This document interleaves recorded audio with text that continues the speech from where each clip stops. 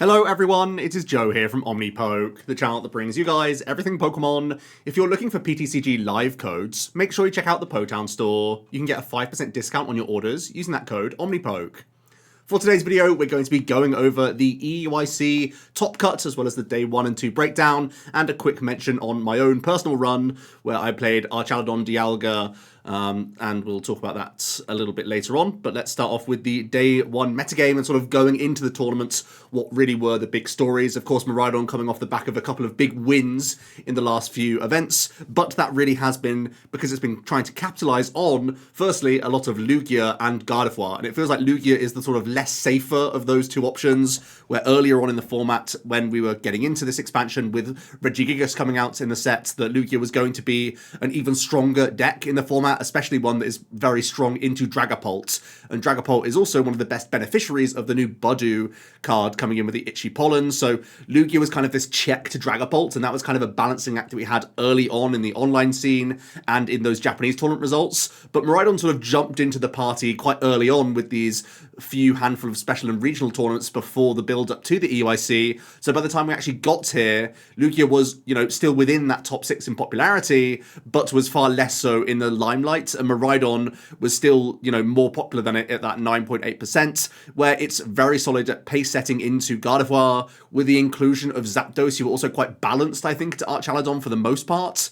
And again, Iron Hands can be a huge issue for Dragapult, because Dragapult players can't easily deal with hands in one attack. They're normally reliant on Budu to buy themselves a little bit of time, or they have to get really creative with Dusknoir usage and whatnot. Yes, Dragapult is a big wall for the Maridon physically to deal with, but Maridon typically finds ways around that. So I think the big story coming into EUIC was that the shift was away from Lugia out of the sort of top 3, and it was really looking at Draga, Guardi, and Maridon as that top 3 in play. So the interesting thing to look at from the day 1 field was that Archaludon really jumped in there as actually the 3rd most popular pick, and I think that was really in part because of that Maridon success, where Arch is quite happy to see that Maridon in the general population, at least. Not all of them are playing Zapdos in the first place, and even if they do play Zapdos, the Maridon player can't really miss. They have to get everything going to even have a chance into the Archaludon, which I think is pretty interesting. And also there was the sort of question mark around Gardevoir from being possibly as popular with Dragapult, but now less so because it has the weaker matchup into Maridon,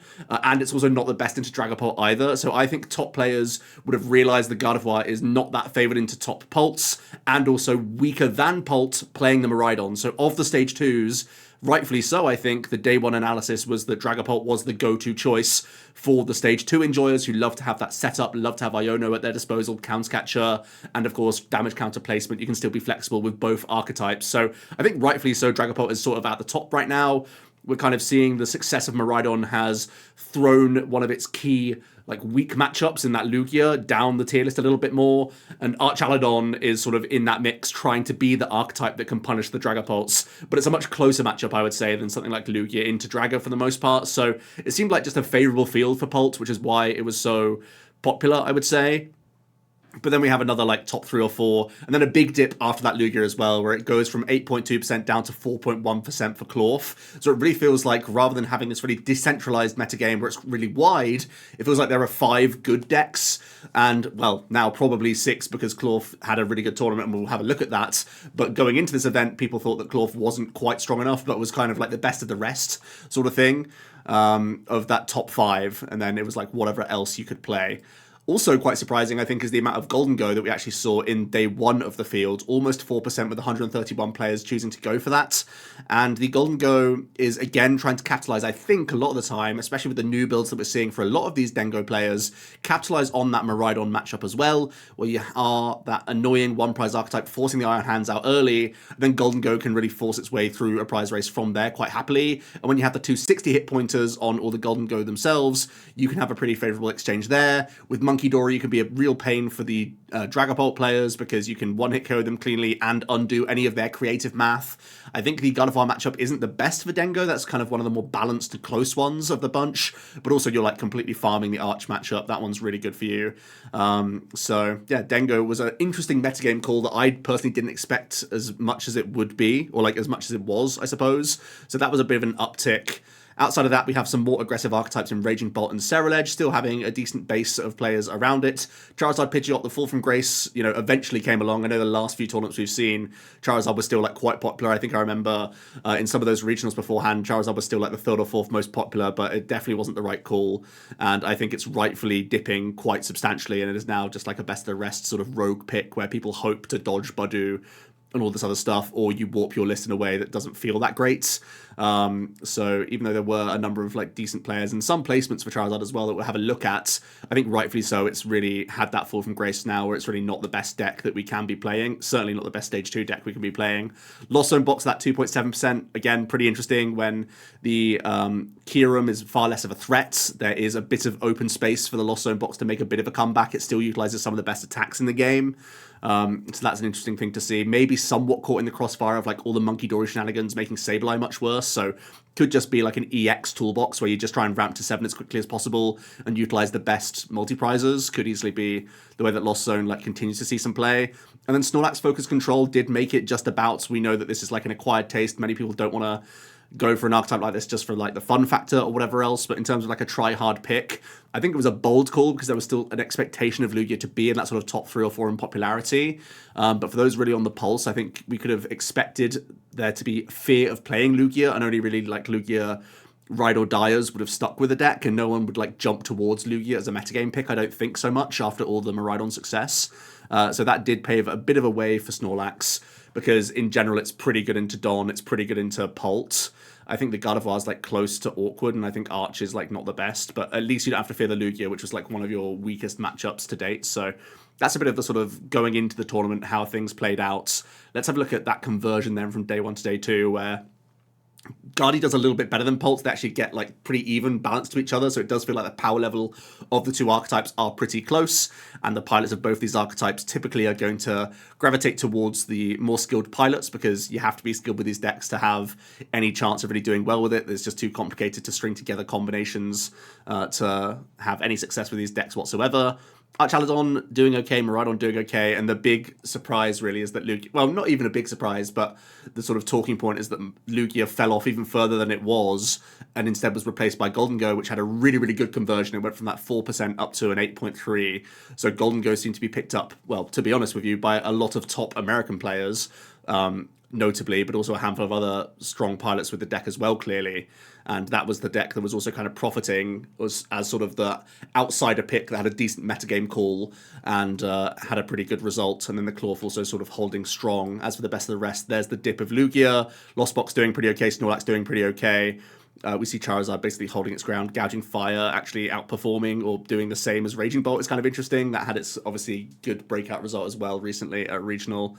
So what were the other decks that fell out? Ceruledge had a terrible time. So it feels like that's like the overhyped deck. I know in Japan this was like the 3rd or 4th most successful City League deck, but it seems like it's much more of a like fun deck than actually that competitive. You possibly could say the same for Raging Bolt, like its conversion was substantially worse than something like a Gouging Fire. So I think if we're looking for aggressive archetypes, we're looking towards the Maridon or the Clawf probably is the best like all basic aggressive attacking option in the format right now, or possibly Gholdengo if you just want like a high damage output, churn and burn every turn style attack. That's really the shift in things, because the Raging Bolt doesn't really appreciate the Budu lock either too much, and you have to warp your deck in an awkward way where you have to add in like Crispins or Lati and stuff like that, and you still need to prep it before item lock, so I don't think it's all that powerful. Now let's have a look at the main sort of storylines of the tournament and, of course, the top 8 itself.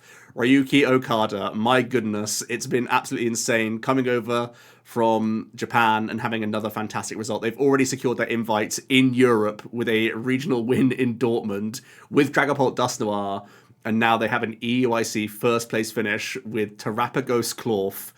It didn't have the best day 1 to day 2 conversion, but Ryuki was able to go very far with the archetype, and it's nothing too surprising within the deck list either, to be honest with you. It's a Monkey Dory Dark build versus the Iron Valiant approach, which was a bit of a debate between the players, but even then it's a thin package. Interesting to note that you can chorus for the Dark Energy if you really need to at times, but this is a pretty important like math fixer into a couple of things. Definitely important against Archaludon, definitely important against the Dragapults and stuff like that as well, Gardevoir to an extent. So it is an important tech inclusion. I think you have to play either this or the Valiant. But interesting to see that we went down this direction for some more like defensive opportunities, which is kind of interesting. And just an extra energy in the deck. It doesn't sound like a lot, but sometimes there are like panic trapping plays people try and do here and there. So it is at least something for you, and it's an extra energy. Oh, I was going to say for Blood Moon Ursaluna, there's actually no Blood Moon Ursaluna in the deck list, which is a bit of a surprise, actually. I would definitely expect that to be a late game attacking option within the list to give you a bit of like reprieve. But I suppose just because you're always being Iono'd later game, that you can't actually guarantee that Blood Moon unless you're prepping it like proactively on board. Yeah, maybe that's a Pokemon I would expect to see in the list that wasn't. Outside of that, a slightly thicker supporter line than some of the other Clorfs I've seen in the past, where it's like more balanced towards Iono and Research. Normally it's like 1 Iono, 1 Research, 3 Arven. So a bit of like plussing on the good supporter cards, which is kind of solid. You know, you have the Double Fish, Double Stretcher as a combination to try and get you there. I like the elevated count of Ultra Ball just to get you in games. And 3 Area 0 is not something you see a lot either, because the high roll of just having Area 0 to make your trolley as powerful as possible is something that you expect to see. And it never feels good to have to like forest for this card just so that you can go wider. So it is a pretty interesting approach from Ryuki here. Not actually the standard 60 that I thought it was initially. Some interesting counts going in. I think the Monkey Dory was like, that's 2 spaces compared to a Valiant, but the upside must be big enough with the Drenabrain that it's worthwhile. And yeah, the cheeky cut of the Area 0 is kind of wild, especially when you don't have Blood Moon as a finisher. Interesting list for sure. I need to play around more with Clorf, but seemed to have a decent time. Shout out to Natalie. She had a crazy strong run. Obviously, the finals was a bit of a scam. Like, Ryuki got 2 donks, so you didn't even get to see her playing her best. Even the game that she won, she basically had her back against the wall and had to make like a low percentage line in a lot of situations, but she was able to like Temple Hand Disrupt and get over the line there. So that was kind of cool to see. But yeah, another fantastic run from a really, really strong, international player. Saw her prepping before the final, which was so savage to see how much work she was putting in. Thinking about every single line of play and then just not being allowed to play the game is a bit of an awkward situation, but there you go. They printed Pecharunt. I don't know why. But this is a really, really strong list. Again, that thick line of the Duskull. Very importantly, double Dusclops instead of the 2 Dusknoir, which you very frequently see in the deck. I think that's very much a nod to Mirror and to Gardevoir players, where you can Curse Blast, Counter Catch, and deal with 2 stage 1s, whether it's Curliers or Cloaks. And it's just much easier to naturally get into the Curse Blast. Also, it means that you can naturally see these earlier on in the game when you are in these mirrors, because if you don't evolve up Duskull, it's just being KO'd immediately by Phantom Dive. So rather than being required to hit, your Candy Pult and all this other stuff, and then Candy Dusknoir to get use of a Curse Blast at any point in the game, now you can just naturally find your Dusclops, get them into play a lot more securely. So I do really like the count here of the acknowledgement to go 2-1 in this direction rather than 1-2. It was a debate that I had for a long time actually between the lists. I know that the second copy of Dusknoir is pretty important into like Lugia and into Arch, but if you're expecting more mirror matches and Gardevoirs, this approach sounds much more correct. So cool to see that. Pretty thick on the Lance and thick on the Iono. Sometimes you see like 2 of each of these, but recognition that it's really strong to get the Lance going turn 1 or turn 2, depending on how you're trying to play the line, versus like an aggressive Arven for Crystal Candy. That's like the 2 different options you have here. The decision trees of like Arvening out Poffin, Budgie turn 1 versus Lance just getting a bunch of Dreepies, and then the decision tree of turn 2, whether you're like lancing into a ton of Cloaks and taking it slower, or going aggressive with a Phantom Dive turn 2, because sometimes that just bullies decks off the board. Nothing too surprising outside of that in terms of counts. Just looking at it, it's really is just like a no-nonsense list. A lot of the counts have been pretty refined. I do really like double Night Stretcher in the list as well. Yeah, very, very solid 60 overall from Natalie. No wasted space. Again, this was a list ironed out by the Australians. Ethan also, shout out to him with a top 256 placement with the same list. Very cool stuff. Then we have that surprise of Gholdengo. And Xander Perry was able to go the furthest with this like American 60. And this is a build that was Arven based. I actually played against this at the tournaments, not Xander, but someone else on the same list, where it's just 1 TM Evolution, 3 Arven in the place of what you would usually see as Iridas in the list, and notably there are no Palkias in the 60. Palkia V-Star is a really weird card in that it can be punished by Archaludon really aggressively, and it can be unusable against Lugia and Maridon. So there's a lot of matchups where it's just really pants.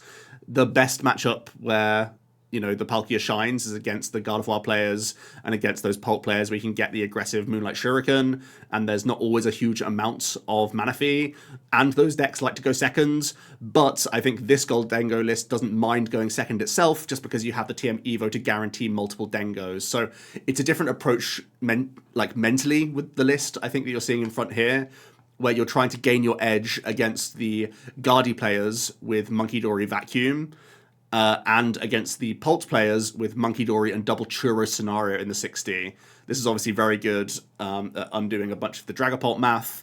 You've also got the Iron Bundle in the deck to make sure you're taking a prize a turn against pretty much everything, even when you're hit to low hand sizes. So yeah, this is just a very, very aggressive make it rain build, and saying that this is just the best attack if you can also weave in those Monkey Dory to offset a lot of the math that these players are trying to do to get catch-up scenarios into you. So it seems like a pretty strong metagame call, and the mini Arven package kind of makes that happen, which is cool to see. And like I said, I played against this. It drew fairly smoothly as well. So yeah, pretty aggressive and scary builds that capitalizes a little bit on the format, I think. Simone was the highest placing Archaludon build, and it was a build with that line of Dialga, a 2-2 line, no less.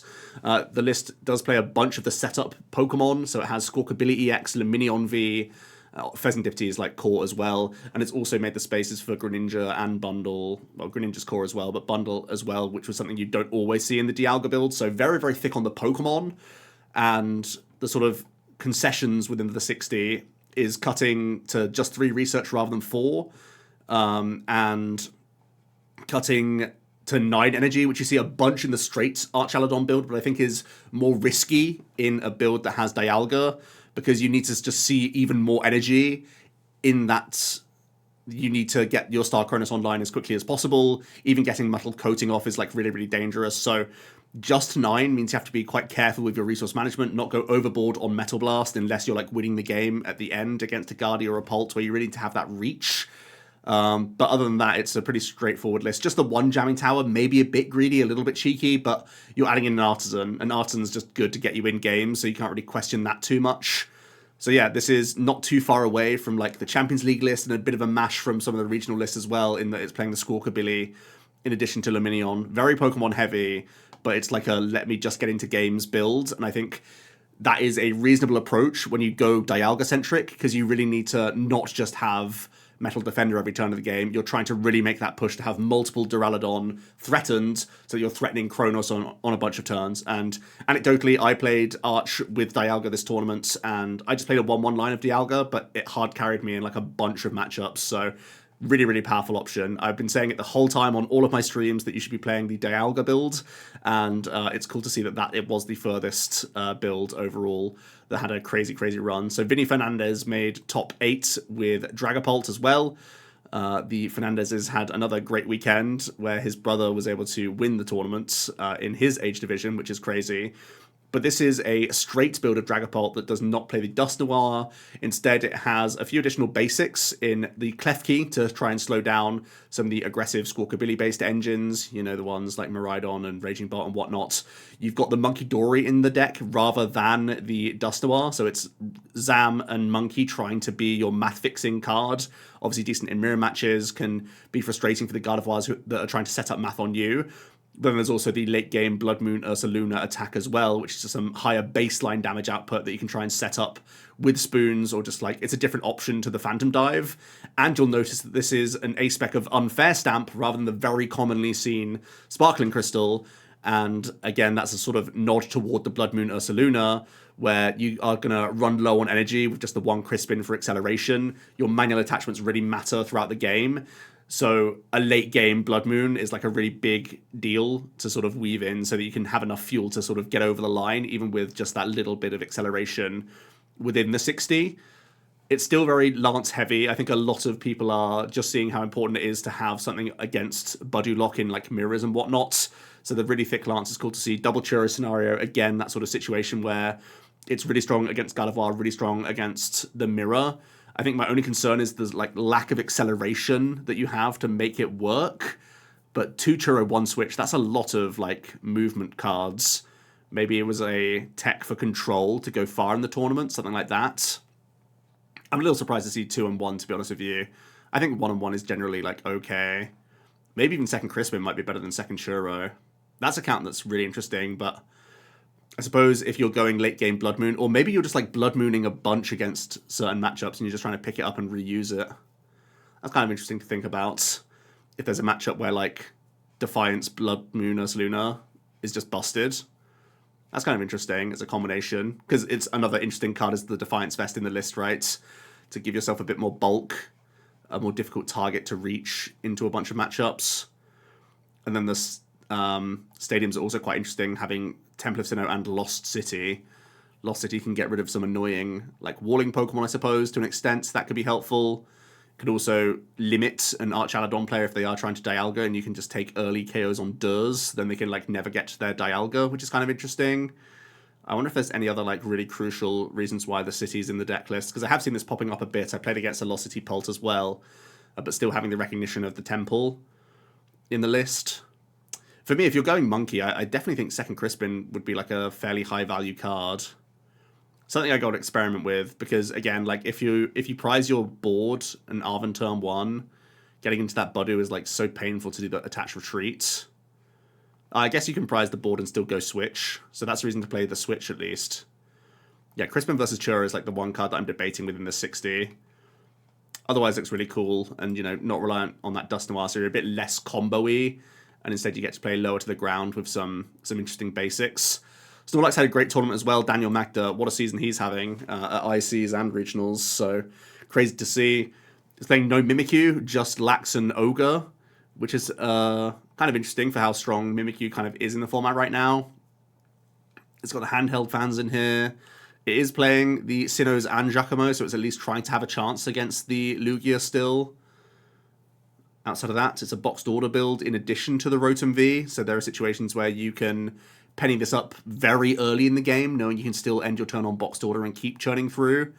So you have the option to go both, which is interesting. Normally it's an either-or situation, but Daniel having the thought that, like, maybe I just kick things off with Rotom, or even just protect myself around a Spiritomb as well, which was in some of the, like, high-performing Gardevoirs of the previous week.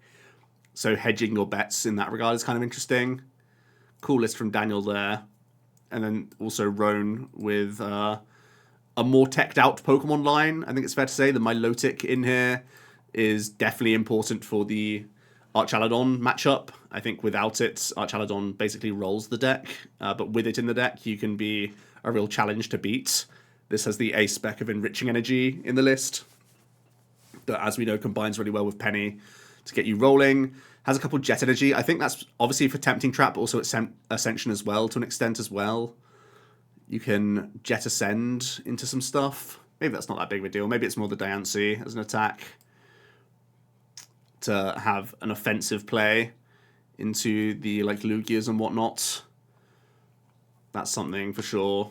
You can be aggressive. Again, it's got the Giacomo. This time it's not the Sinnohs, but a more aggressive, like, attacking line that you have. It has the Mimikyus in here as well. That you would kind of expect at least one Mimikyu just for, like, a Night Stretcher play or whatever. Something you can reload with Yell Cheer as well if you really have to. I'm surprised that, yeah, Daniel playing 0 Mimikyu is definitely an interesting choice when you see a list that's much more teched out Pokemon-wise. Interesting to see that it can succeed in multiple different forms. And again, Lugia had a really poor day 1 to day 2 conversion, so if you were a Snorlax player in day 2 and sort of, like, gravitating towards the top, you must be, like, rubbing your hands of how many good matchups are around. James Cox was the final player to round out a clean top 8, which was quite surprising. I don't think a lot of people, you expect that from a lot of people, but sticking with the Maridon list that Brent and Aiden had, so just sticking to the tried and trusted of what they'd been testing. So it's the flip-flop of the Dusk line that we saw Natalie play. Other than that, is it any difference? Really not that different. It played the Vacuum. I'm not sure Natalie did. I think she just went higher on Lance and Iono and just said, let me play the game more. Yeah, that's more or less like the only differences. So still a really strong list. A lot of people with the same results. So a lot of people believing in the list from Brent Tonneson.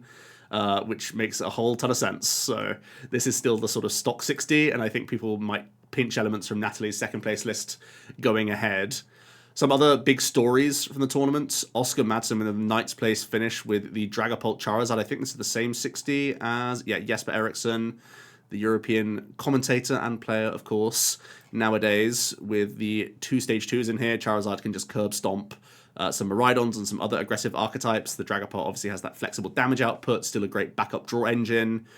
Foregoing the Dusknoir once again and just having the tricksy plays of the Alakazam in here, still has the Buddy to go into when you want to, and you have more license to like remove Crispin in this list because you have, and also the Crystal, because you have the acceleration of Infernal Rain that can power up like a Charizard and, you know, add an energy onto a Pult, or vice versa. You can put energy onto like multiple Pults and have one energy floated on a Charizard for like a late game win con, just to manually attach there later on. So cool to see the Charizard succeeding in this approach. I think this is a much more realistic approach to play Zard if you still feel like this card is so powerful that you can't not play it.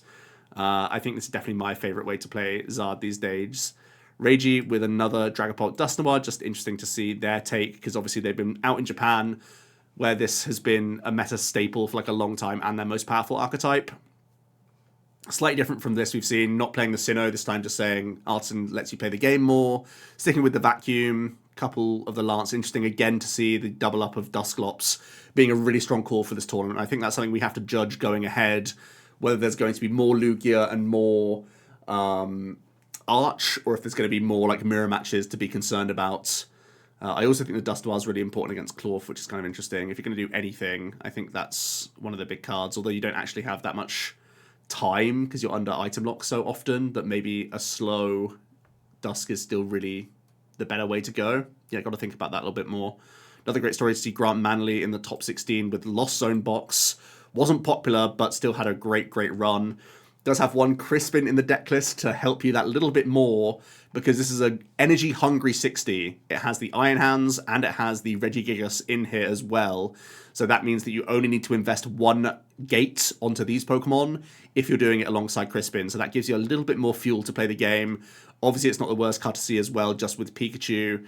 Again, it works nicely with the gates plus other stuff. It can even allow you to like retreat your Comfey while still getting a Pikachu attack in, that sort of stuff. So pretty cool to see that combination. It's also at the worst of times like a 5th Colress. Sometimes you would see like 2 gear, but the Crispin obviously far weaker than Colress. You already need to be at 7 in the Lost Zone to really make the most out of it, or you need to pre-attach to like a Pikachu or something to make it seem pretty good, but it's at least something that can keep you ticking over on the detachments with an aggressive approach. There's also a flip-flop away from the Pokestops and instead having the Artisans in the list, I suppose, because you have some more important basic threats like that Gigas that you can represent. Also, just having early access to Bundle seems really good when there's a lot of like Gardevoirs having Flutter, so having additional outs to get an early Bundle going sounds pretty good to me. And just a good card to recycle in that matchup. That's pretty interesting, certainly. Like, normally we just knee-jerk and think that the stop is like such a good option, but it looks like Grant has recognized that you can't go that thick on items because you're just going to lose to the Budu. Instead, you can have some stadiums in here so you can still set up, have some jet energies so you can like pay retreat around your guys as well, like your Comphase, and still play the game under a Budu lock. So there's a lot of respect to Budu in this list, and I think that's the big takeaway here, that if Lost Box does have a little bit more respect and sort of play a little bit less aggressive than you would expect from a Yeet Pokestop 60, then it can still go really far. And it has the Fez in the list as well to be the sort of pseudo Pokestop late game to give you that reach that you're still looking for. Some more Clorfs up in the sort of top 16 is cool to see. Another Gholdengo Yella, of course, someone who's played Gholdengo for a long time. It was with a Palkia approach, but did still have the Monkey Dory in the list, so not quite as kooky as some of the American 60s with Arven, but still showing off that Palkia can be powerful within the list. Also, some Regidrago in the top 32 as well. A couple of them gravitated pretty well. Thomas here with the highest placing list. Let's see how much respect they have for the little buddy. Well, they have the Lati in the list at the very least, but outside of that, it's really cookie cutter. You know, it plays its own Budu over Cleffa, I suppose, is interesting. And it plays double cancelling clone, which you may not expect just for like making sure you're Trifrosting a bunch, I suppose. But yeah, other than that, not too different from old Drago. And there's a bunch of matchups where you're not going to get hit with Budgie, right? Really, it's like the Clorf deck and Dragapult are the main Budgie decks. Not all the Gardevoirs are going to play Budgie, so maybe Drago is set for a bit of a return. Sebastian had a pretty good run with their own Gardevoir. Pretty interesting basic lineup where you got the Klefki over the Flutter, got the Tomb in here as well, so similar to the sort of weeks prior that we've seen at the regionals. It's not playing the Hero's Cape, but it is playing the Fez, so you just sort of have to time this card correctly. You get into a position where you know X many attacks left for the opponent to win the game when you can put Fez down and know like your turn clock so that you can still have extra reach, which is pretty okay. And of course you have Churro, so maybe there's even situations where you use Churro as like a situation where you don't want to Iono and you're like not getting much value from Arven in the sort of mid game, and sometimes you can just Fez Churro and be happy with that line. The triple TM Evo, even with the 4 Arven, that's something that's a bit of a surprise.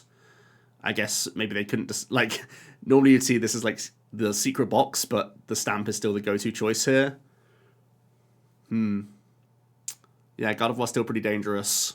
The unfair stamp was still really powerful, and I really like the stamp in Vinnie's list as well, actually. Just a small side note, especially when it's Dragapult, not everyone expects the stamp. They have to have some big concessions. You know, losing the crystal makes your turn to attack percentage like so much lower, but it can really catch a lot of decks off guard, which is powerful. Let's have a look at Tord's list. We always have to look at Tord's 60, top 32. I think this is his worst EUIC placement ever, but he's still got a top 32, which is great for him. This is, again, a Stamp Pult, which is another, like, surprise, right? Instead of the Monkey Dory Dark, it's just the Hawlucha in here. So Zam, Hawlucha, and still the Blood Moon Ursaluna EX as well. Again, just the 1 Crisp and 2 Churro, so maybe that was just the thing going around that I just wasn't privy to. Big surprise is that there's 4 Lance in the 60 from Tord, so just saying that Budu is bait and he will set up anyway because Lance is pretty cracked. So low on the... well, Iono, the double Iono is okay when you just play the 1 stamp, right? Has the Defiance in here as well. There's a lot of math you can reach that people may not expect. Has the Collapse in the list that I've gone so back and forth on, to be honest, with Dragapult.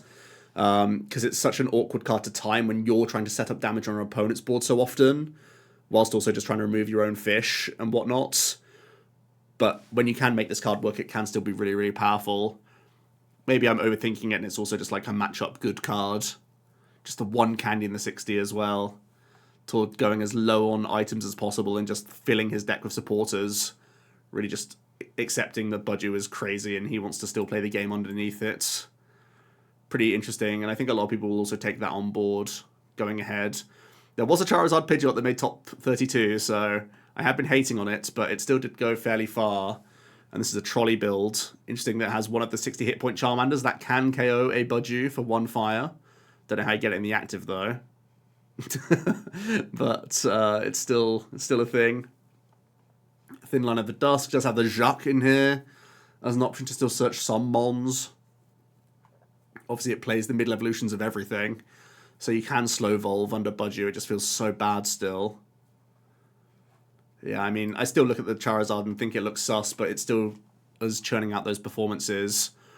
One of the other big stories is for all the popularity of the Maridon, the highest placing list was in top 32. I think not a lot of people would have expected that with it having, you know, back-to-back victories. But here's the highest placing list. Is there anything too surprising here? Still playing Rotom, has the Zap in here. No, this is a really straightforward list. Made Space for a Lost Vacuum, I think, is the surprise of the 60, rather than it being like Second Cart or Hisuian or something along those lines. I think Hisuian is so good. Please don't cut Hisuian from Maridon. What else are we looking at? Gouging Fire did just about squeak into top 32. Any other big stories here? There was a Dragathorns in top 64. Dragathorns with double Monkey Dory. It is really just becoming Monkey Dory's world, isn't it? It's so good into so many matchups. Is this the highest placing Lugia outside of top 32? That's wild. For a deck that was like touted at the beginning of our well, from the City League data from Japan at least, that this was one of like the big three. That narrative is like crumbling away. This is a Mist Energy heavy list as well, actually. Just the 1-1 Chinchino, the Weird Ear. Outside of that, really straightforward supporter lineup. We're just basically scrolling now for any random spicy decks. Shavansky with the Arch. There was an Ogerpon at 128, I guess. Does have the little Crispin weaved in. Outside of that, not too different. And I suppose we should just end talking about my run. If we scroll down far enough and don't see any other interesting 60s here. Oh yeah, there was a Hydreigon that I suppose I have to talk about because it's a bit of a meme that I hate on this card, right? Good old Hydreigon EX, getting some packs at the very least. Top 128, is that a box? Yeah. Yeah, Hydreigon got there. Has a Gravity Mountain for some damage offsetting, maybe some surprise factor there. Has a heavy focus on TM Evolution to help get your Pidgeot set up. Obviously Neo up as the A-spec so you can actually get your Obsidian attack off. I mean, we know that this deck is powerful, but it's also just clunky, right? It's still just way clunkier and way more effort than a Pult. But I suppose if there's so few Manaphy in the format that you can just get away with a madness like that. Oh, let's also look at Mateusz's list. Definitely interesting deck builder from Poland. Bringing back the Palkia, this time with a Dustomer, very thick Dustomer line. Has the 101 Greninja. Has the Blood Moon. This engine used to be very Pokestop heavy, Pokestop focused, and it's kept the full Night Stretcher, but just playing the one stop right now and much, much thicker on the support accounts than you'd expect. Your main discard comes from like the early Squawk, I guess, and a couple research for the Night Stretcher, like Synergy. And naturally, you're like just popping your own Dusk so much that you see your first Clops and then you're just stretching that back as much as possible. Really interesting. Still very dangerous as well. This is like a really good anti-setup deck. So if we're seeing more and more Pult, this could have a meta niche, I think. Don't know how well it plays into Clorf, though. Have to see. I guess it is like more supporter focused, so it should be okay. Much else to look at? Not so much, to be honest with you. In terms of spicy lists that I can see, unless there's like small text within lists that I'm looking at here.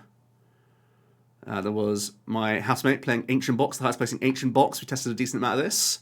Nothing too crazy. I was testing Ancient Box on stream a few days before EUIC. Got out of my system, but Tim was still convinced. Shout out to him. Pidgeot Control. Pidgeot didn't have that great of a tournament. There was just probably too much Pult, I think, overall, as like the big takeaway. There was always a fear factor going into these sorts of events that Control just could go far. I know that Alessandra had a torrid time in a few rounds, which is quite funny. Losing to our guy Pokeduels in a pretty chaotic set. I'll let him tell the story on his channel. But, yeah, here's an example of Pidgeot. The Milotic is another important integral piece really in the format to keep things going. And then we eventually get to me, I suppose. Just see if there's anything else super interesting in the top 256, or is it more stories of the same? Don't want to miss out on some big decks. No, it looks fairly straightforward with the list that we're looking at here. A few Quad Thorns, but that's really not that spicy, is it, at this point? So yeah, let's have a quick chat before we go about my my tournament run. I was playing the Archaludon Dialga. Oh, two people played the same list as me? That's crazy. Didn't even realize that. I played the same list as people from tournaments previously. I didn't even realize. Anyway, great lists, everyone. Well played for everyone who played the same 60 as me before me, and I just didn't give them credit or recognition. It took me a while to get to this list. I was testing a bunch of this deck on ladder. And a lot of the time, I was between two lists. I was between a 2-2 Dialga that was literally the same 60 as the Champions League Osaka list that got first, right? So this was my base at the start that I tested with for a lot of time. I tested that list for like probably 3 weeks. But more that I tested, I knew I wanted the fish because it just gave me so many more outs to play the game, and I knew that bundle was really important for Guardy. I was playing a lot against Guardy on ladder, high ELO. I was just donating ELO to Bradner a bunch, where he was playing Gardevoir for a long time on the ladder, which is quite funny. And a lot of the time, when I was playing Dialga and didn't have bundle, it felt terrible. And when I played the straight list, the bundle was great, but not enough for me to win without Dialga. So I knew I needed both of those, and my main concession was just like, I don't want to lose any consistency cards, so I'm just going to trim the Dialga down to 1-1, which I think overall was like a pretty strong choice, although prizing Dialga pieces do really hurt, and the Heavy Ball doesn't make sense in the list, because you just can't dictate when you can see that card. I think really if I want to go back up to Thicker Dialga, I keep these two cards. It probably is cut to 9 energy. Makes you play a little bit weirdly at times, I think, which is kind of the toughest cut. And then maybe you cut Countercatcher, although that card is like really good. It's kind of sus to cut an Arch as well. Like you need them even more so in a list with Dialga. So I can't see many spaces to cut, to be honest with you. Maybe just one Jamming Tower, something like that, if you want to go Thicker Dialga. But ultimately, I landed on this list because, like I said, I was testing a straight list, but I knew that Dialga was just way too strong from my testing. There's a lot you can do with this card into Guardy and into Pult, and it also lets you cheese lots of other matchups. Like, I think without Dialga, you're never beating something like Charizard if you're the straight Arch, so you're just putting yourself in more of a matchup roulette, whereas this card at least gives me win con into, like, Zard, theoretically Gholdengo, like a bunch of matchups where a straight Arch is just like weeping and having no play. And I also was really sus of straight Arch being more reliant on just another supporter card that doesn't draw cards in the Black Belt's training. It felt like you were already it was so important to boss on a bunch of turns with the straight Arch. So adding in another supporter card that didn't draw you cards felt really like terrible. And like in the worst case scenario, in a lot of those situations where the Black Belt's training would be good, like against a Pult or a Guardy or something, you could still just churro and still have like a pretty decent turn anyway. So it felt like maybe a little bit win more versus Dialga, which was like able to just completely curb stomp decks on its own, as well as giving you like win cons into a bunch of other stuff. But yeah, that was my process. And the reason I picked Arch was it was like, initially I wanted to play Maridon, but obviously it was so unbelievably on the radar that I pivoted to Arch as like an easy to play option that I could play like just competently for 13 rounds. So I was happy I made this choice compared to like a Guardy or a Dragapult, which is just so much more difficult at an IC when you're tired, stressed, and like all that other stuff to play as well as you can. It's a bigger ask when you're playing the more complicated decks. So I'm always at ICs. My hack is to just play the best, like easy to play deck. That's like my mentality for ICs now. I've really not played many ICs. I played this EUIC and last EUIC, and then since like before that, I hadn't played any since like 2018 or something. But definitely my tip is play the best easy to play deck, and I think that gives like medium to strong players a really good chance of making day 2. Anyway, let's quickly run through my round by round. I tied to a claw for round 1. I prized double. My last 2 prizes were double boss in game 1, so I had to hit into like 2 different Trapper Ghosts for 220 each. Had to like gobble up a Sneasler. It gave him like 2 or 3 more turns to beat me, like reverse me when I was in a really commanding position. So that was a bit rough while I was like research digging for pad, but we were able to close out the second game. So it ended on a tie there. Very nice player as well, Dylan, who has been around the scene for a long time in lower age divisions, so cool to see them back playing again. I was able to beat a Clorf in round 2. That one was a little easier for me. There was like 2 prize leads that I could just like gobble up with Metal Defender early on, and I could tank a little bit more, so I think I had a better rub of the green in that round 2. Round 3, I was able to beat a Maridon. One of the times they weren't able to get a turn 1 hands, which they absolutely have to do to get the KO. And the second time, I think they did get hands, but the initial Iono stuck, rather than normally you go Panic Stations down to 2 prizes. But yeah, the initial Iono plus CC. I think I had CC turn 2 against them as well, which is pretty gross. So that was very solid. So 2-0-1. In round 4, I was able to beat a Gardevoir. They also kind of low-rolled into me, where they didn't hit Arven either game. So the first game they had to they still found Evo, but could only Evo 1 Curlier, immediate boss, and then I'm miles ahead. And then the second game, they again were like Ionoing and slow evolving Curliers, which gave me enough of a prize advantage, gave me a chance to get Dialga in safely, which is just like gonna help me snowball and get over the line there. So suboptimal setups from Gardevoir, and I was able to get through that round 4, which was good. Dragadusk was my round 5.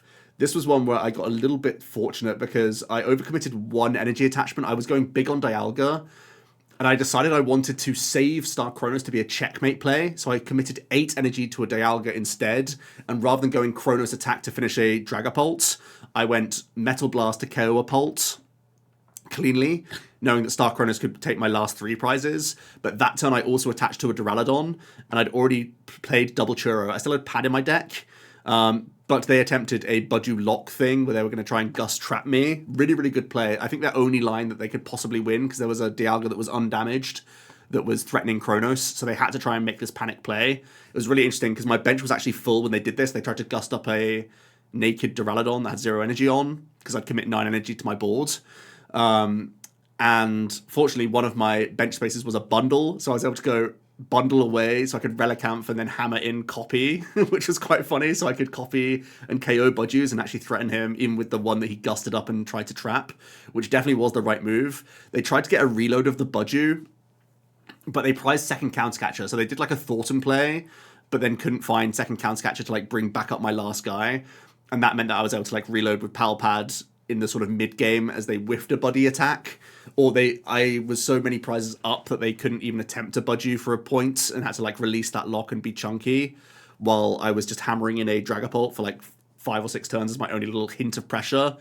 Very funny game. Like, I was 100% locked to win if I just didn't commit an energy onto my dirt on the bench, but I was thinking that maybe they could do like a crazy Dusknoir KO play on my Dialga, because I was fully committed to that.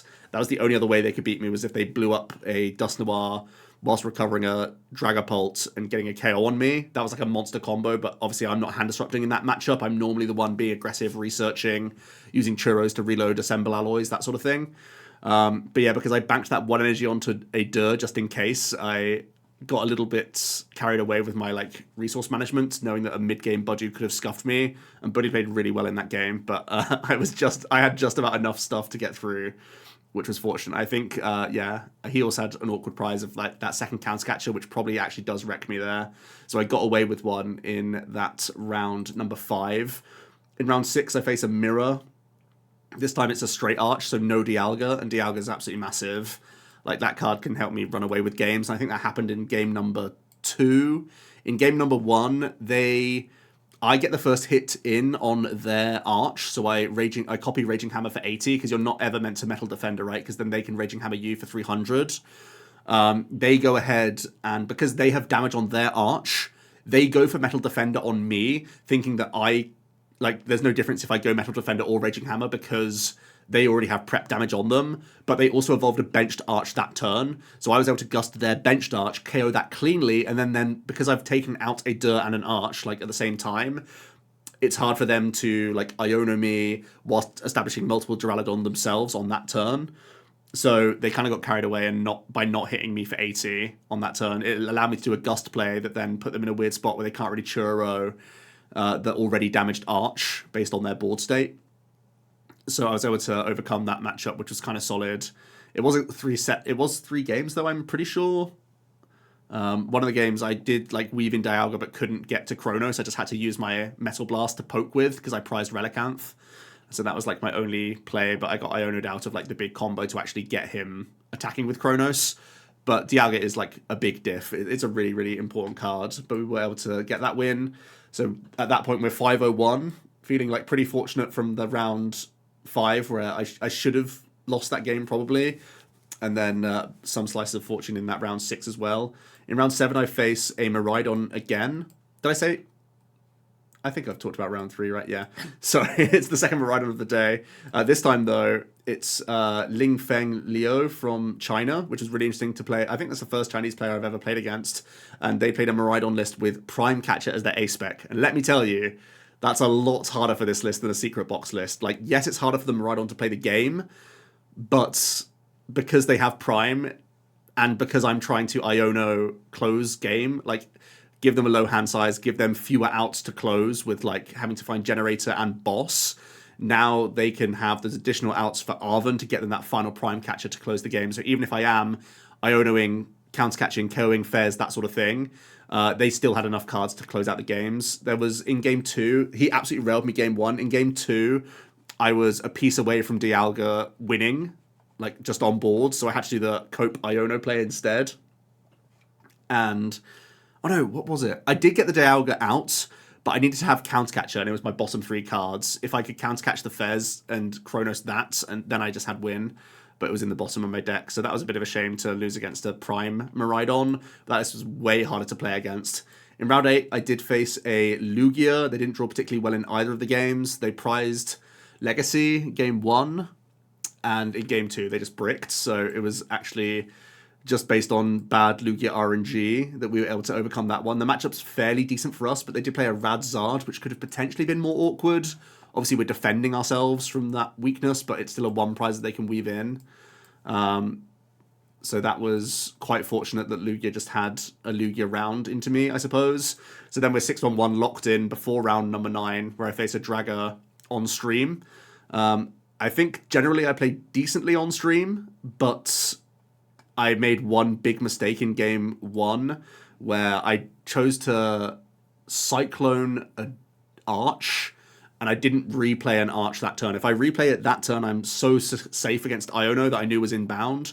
Also, I don't think I played a supporter on the turn, or either maybe I did play Research that turn, I can't remember for certain. Either I chose to Cyclone instead of Churro for like no reason, or I did this play and just didn't evolve. Essentially, if I evolve up a benched Arch while I'm absolutely railing with Dialga V-Star, basically, I got such a big lead in the game.